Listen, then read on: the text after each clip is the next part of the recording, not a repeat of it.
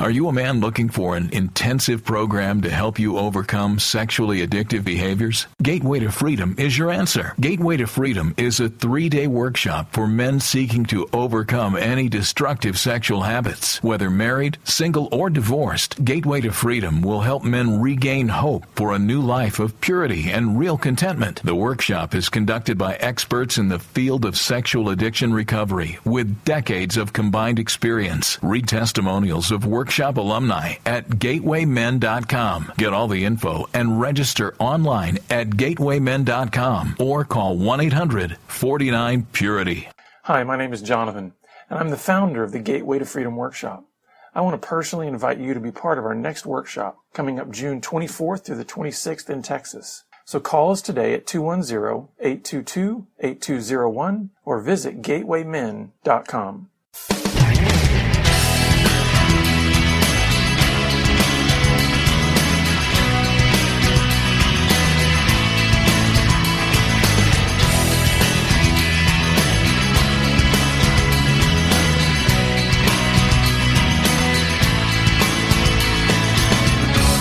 Welcome to Pure Sex Radio, training men, educating women. Are you ready to get real and start living each day in purity? This dynamic program is designed to educate, encourage, and equip listeners with the tools necessary for living a life of sexual purity. Pure Sex Radio brings you the best in mobile talk radio. Listen to real-life struggles, learn how to overcome lust, pornography, and sex addiction, and get serious about purity.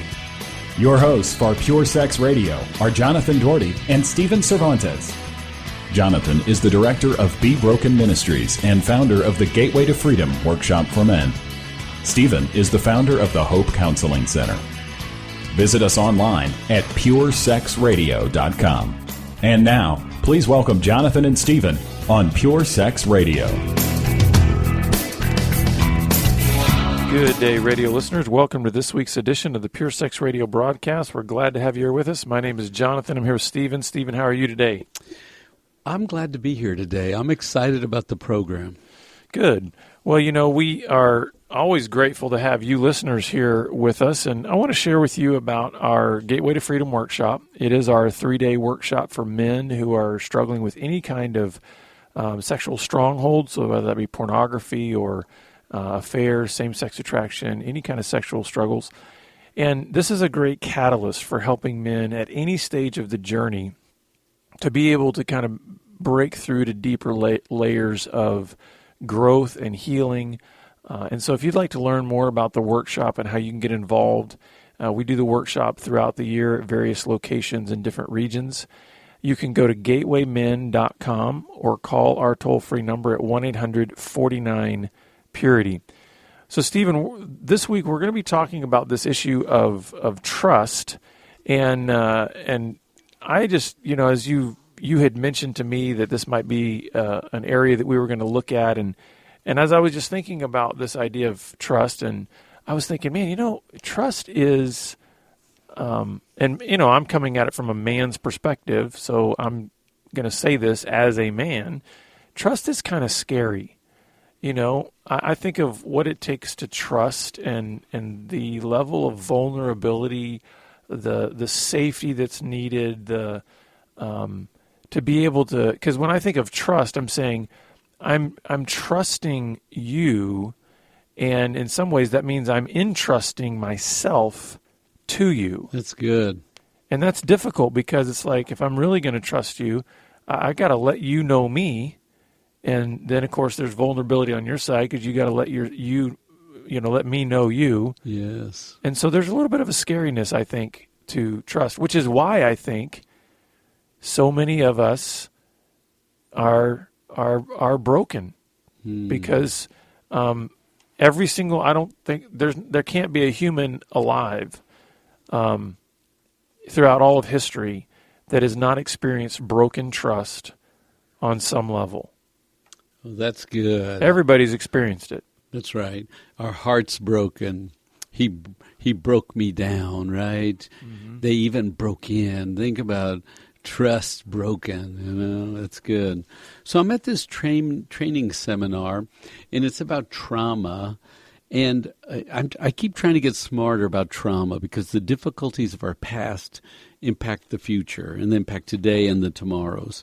And this speaker is talking, and she says, there is an original betrayal of trust that's broken, that sets up a pattern of not being able to trust and trying to keep ourselves safe, and we get all goofy in the head.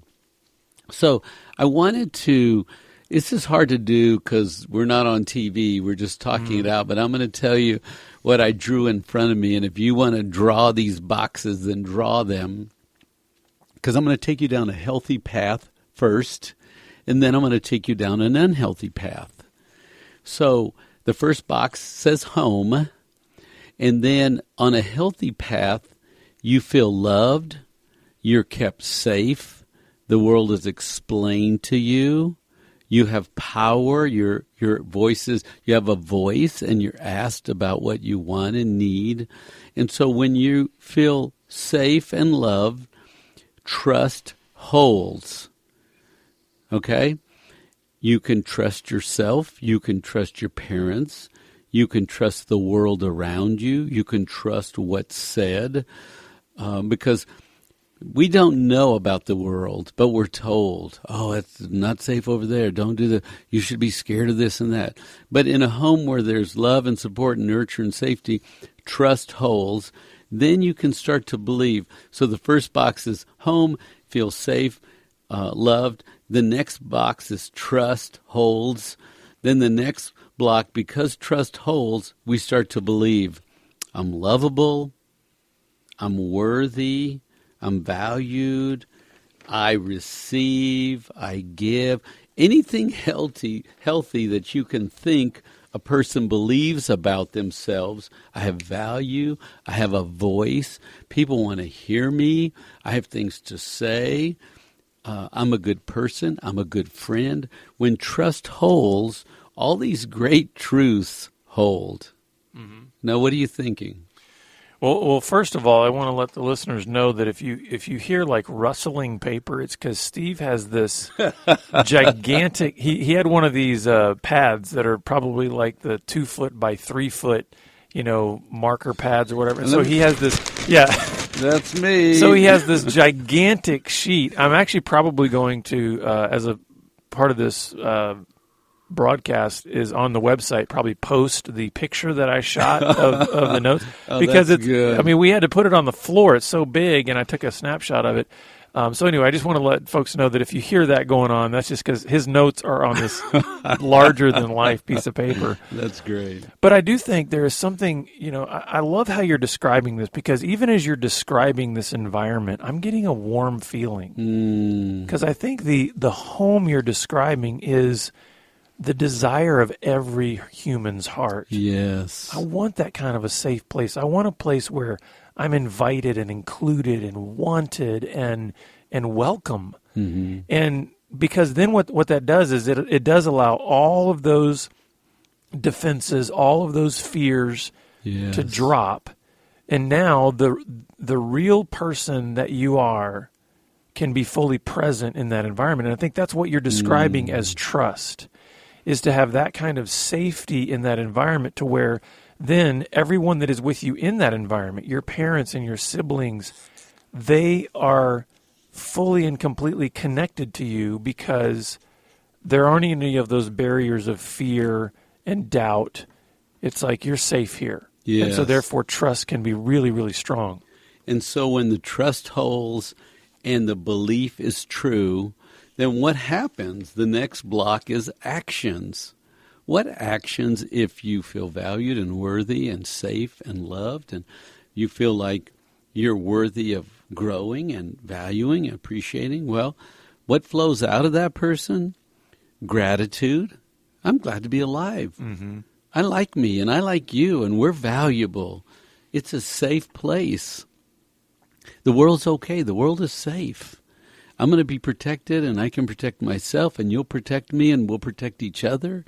And we can play and be at ease and play and be sort of, I put play and maybe restful together. We can be at rest and play and laugh. We can be silly and fun. And then if we want to go on an adventure, we could take a risk. And if we fail, there's no shame. We just get loved and we get coached and we grow and we're open to learning. I mean, if you believe value and worth, then you act like we're on a journey. Let's enjoy the heck and let's explore and let's use our brains and hands and backs and let's live.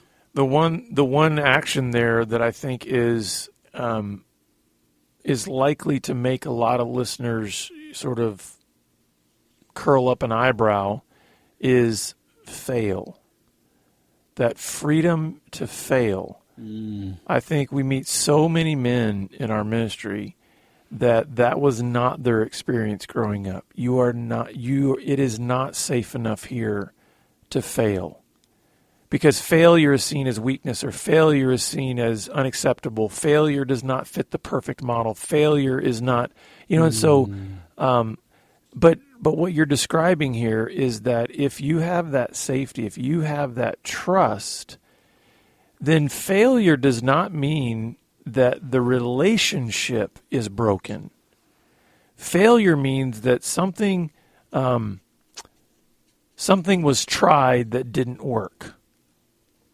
And so in that atmosphere of deep trust, failure is actually seen as an opportunity to learn and grow rather than something that says, I must push you further away from me. Because in a relationship that is performance-based, failure says, I have to push you away from me. Reject you, discard you, push you away. Shame you, whatever, Yeah. So the last box is trust holds, so I have an open heart and I feel deeply loved.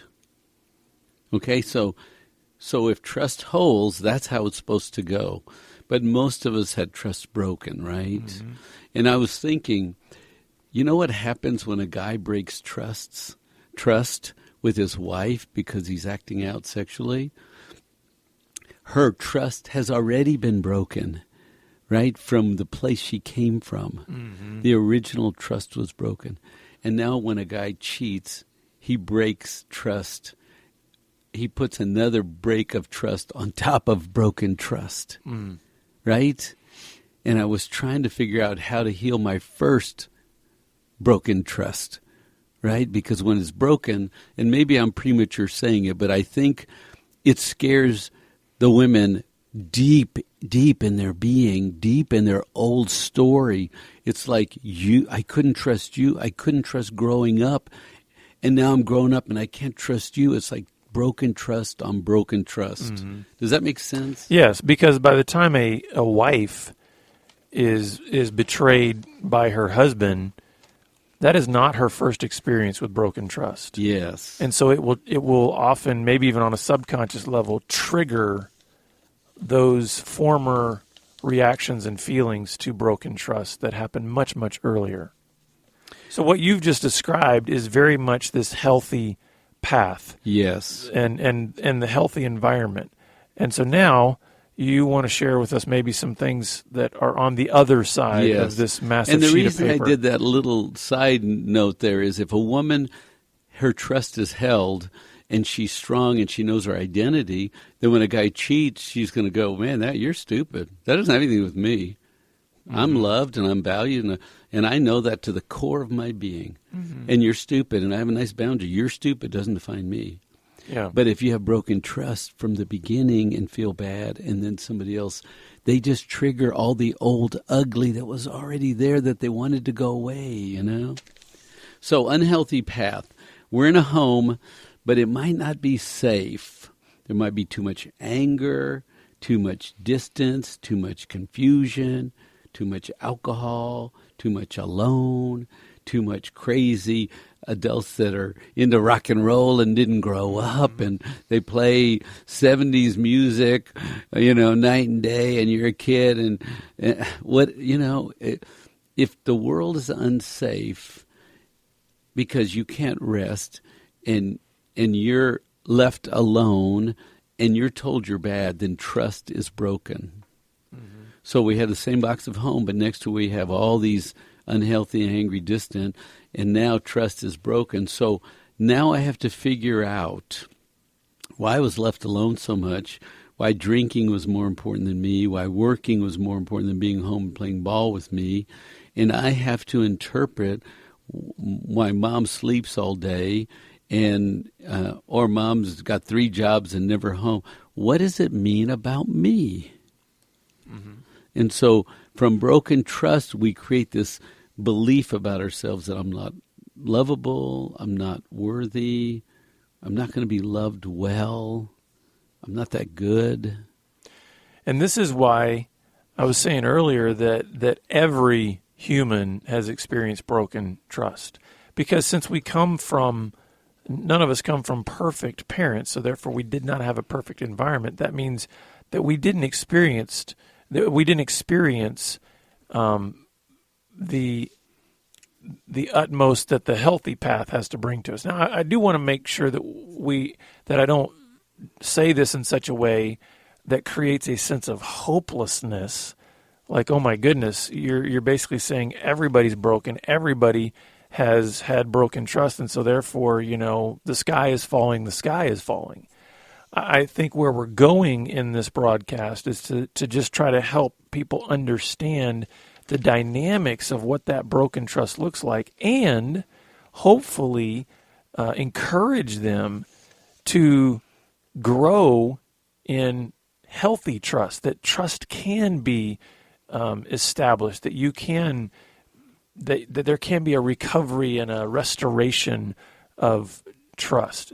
No, I like the way you're saying that, because recovery of trust. Remember, if the home is not safe, I'm not safe. And say you're lying about kids again. Yeah, they're great observers, but terrible interpreters. Yes, and so they're terrible interpreters. And what they will say is, Mom's not crazy. They'll say, I'm bad. Mm-hmm. They will turn on themselves.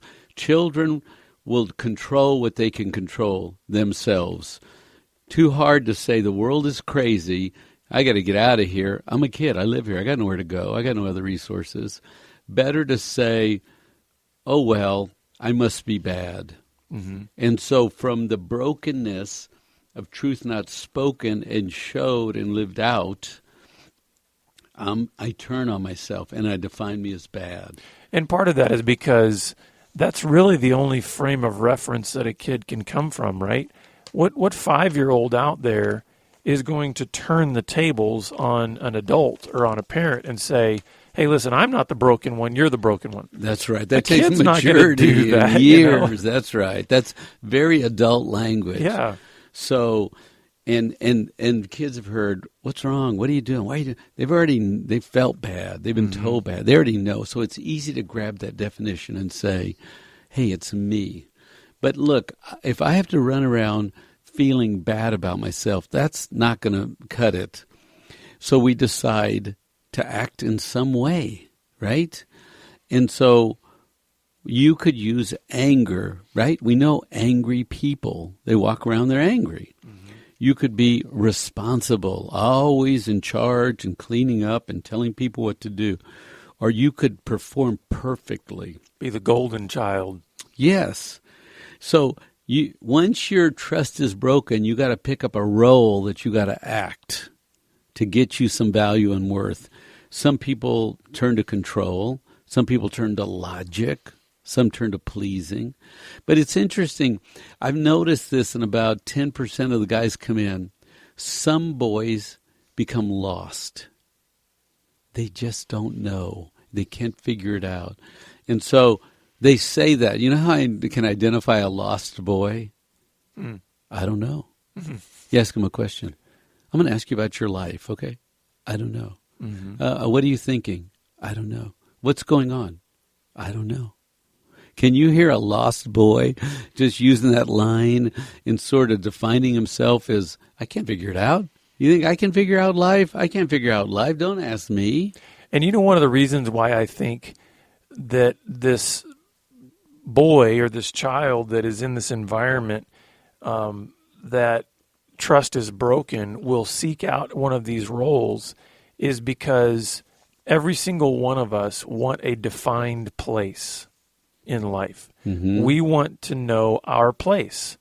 And so nobody can go through life perpetually without having a sense of place. And the thing is in the trust environment, when there is trust, we know our place, right? Oh, that's good. We are meant to be here. We are meant to be in this relationship. This is where safety and wonder and excitement and exploration happens. But when you have broken trust, you go, what's my place? Where do I fit?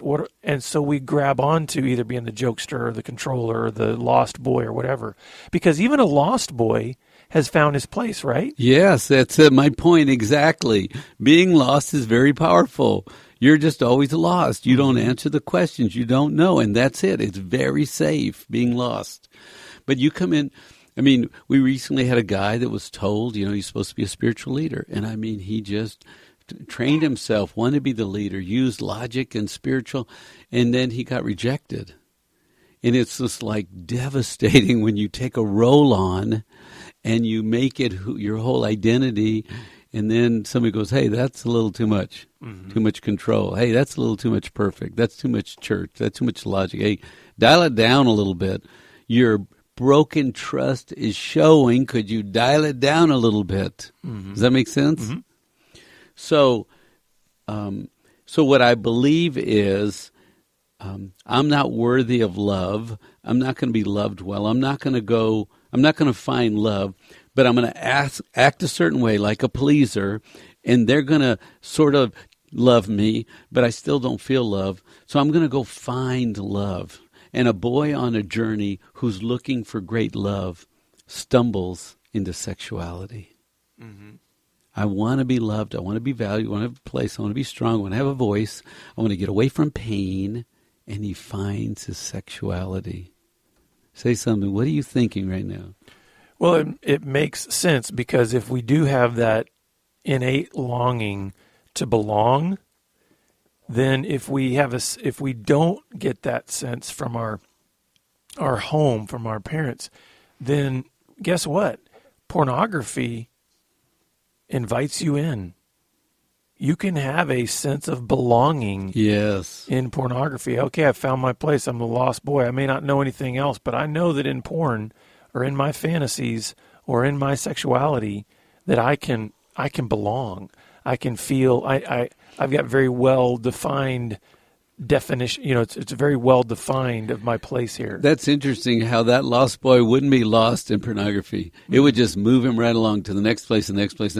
He would get identity and clarity and definition, and it's a program you can follow. The program is get worse, right? But not get clarity about life. Well, the interesting thing is the program is to get worse at hiding and being lost. It's like the lost boy finds his quote-unquote place, and it only increases his lostness. It becomes the ultimate loss, right? You're hiding, denying, lying, and spending more and more time in this fantasy place that's not real. That's good.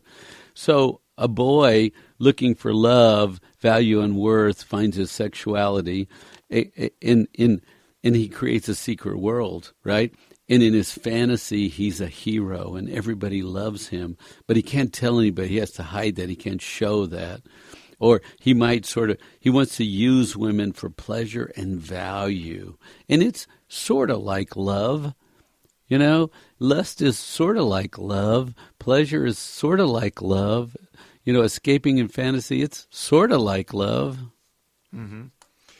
Well, and that's why I think then this boy ends up getting trapped into some kind of an addiction, because and it's one of the other reasons too why then I think he is prone to being one who then breaks trust throughout his life. Ooh, that's good. Because you mentioned in a previous broadcast that if we have a poor starting point, then we can't expect a good finishing point. In other words, it really does matter where we start from. And so this idea of if this boy starts from broken trust, why would we all of a sudden expect that he would figure out on his own how to trust, how to create that kind of environment? Listen, he is totally living the double life. He's going to give you parts of who he is, but he's always going to hold back something And that's why it's so devastating then when those pieces of him become known, because guess what? That breaks trust. He's not fully present. He's not fully engaged. He's learned how to get lost in his pornography and his fantasies. And that becomes a cycle in his world and his coping. And, it's a little bit sad that boys find sexuality before they're men. Mm-hmm.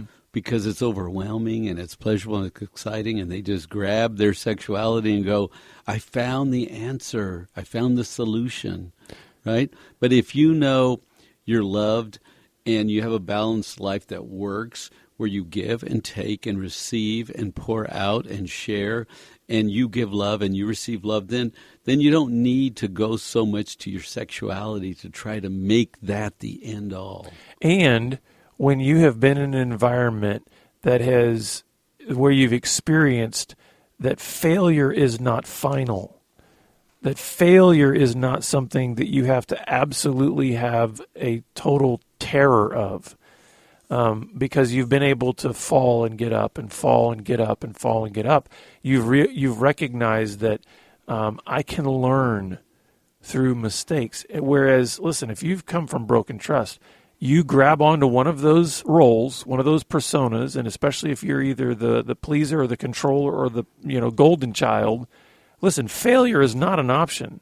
Right. And so it's just, which is interesting, because then it kind of only perpetuates more failure, because you just hide better. Oh, yes, and get better at failing and hiding, and get worse, you don't get better. Mm-hmm. So here's the formula. Broken trust in a boy cries out and says, the interpretation is you're unlovable. And when I believe I'm unlovable, I have to create some false identity. I have to be the pleaser. But being the pleaser does not satisfy, because you're never supposed to be the pleaser. You're supposed to be a regular boy. But so I'll please, but I got no rest. But I'll please and please and please. But I can't let people know that there's more. No, there's please, please, please. So then I find my sexuality, pair my sexual fantasy where I'm loved well with this broken trust, false belief. Then I develop an addiction, right? An addiction is a great solution. I'm not saying it's great, but it's a perfect solution to pain, to start to drink a little alcohol and a little more alcohol, a little more, use a little bit of medicine and more. I mean, if you can't figure out how to numb the pain, use something, because the pain of being unlovable, unworthy, of no value, it's overwhelming when you lay in the dark at night and go, you're no better than a piece of furniture or a piece of trash on the ground. That's your worth. Mm-hmm. Yeah, we learn to essentially play a role, become an actor in our lives rather than actually living our lives. We have to kind of create these false identities. And then what we finally discover is, out of broken trust, we don't actually find love. We find all these substitutes that don't actually match the real thing. And so as we close here, Stephen, what's the shift that needs to take place? How does somebody begin moving back toward what trust is and back toward the healthy path? So when a man wakes up and realizes, look what I've done. I built this whole apparatus to pursue love, and I don't feel loved. The man grabs that boy with bad identity and says, we have to go find love.